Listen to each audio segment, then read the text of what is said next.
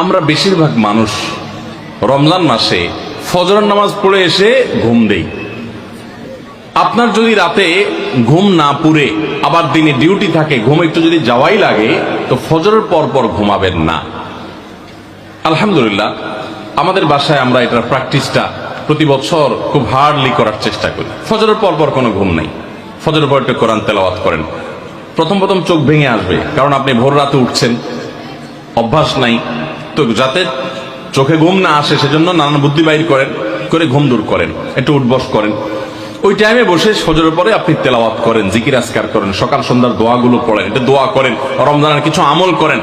এশাকের নামাজের ওয়াক্ত হয়ে গেছে, 2 রাকাত নামাজ পড়ে এরপর আপনি পারলে দরকার হলে শুয়ে যান, কিন্তু ফজরের পর পর শুয়ে যাবেন না। এটা একটা ভুল, কারণ নবী করিম সাল্লাল্লাহু আলাইহি সাল্লাম সকালের এই সময়টার জন্য দোয়া করেছেন, আল্লাহুম্মা বারিক লি উম্মতি ফি বুকুরিহা, আল্লাহ আমার উম্মত জন্য সকালের সময়টাতে বরকত দান করুন। আর ওই সময় আপনি ঘুমায় থাকছেন।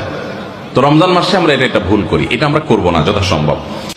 অনেকে রমজান মাসে সাহারির খাবার এমন ভাবে খায়, এক সময় আমরা দেখেছি ছোটবেলায় যে অনেক মুরব্বীরা আছেন রাত 12টা-11টার দিকে উঠে সাহারি খেয়ে তারপর শুয়ে পড়েন।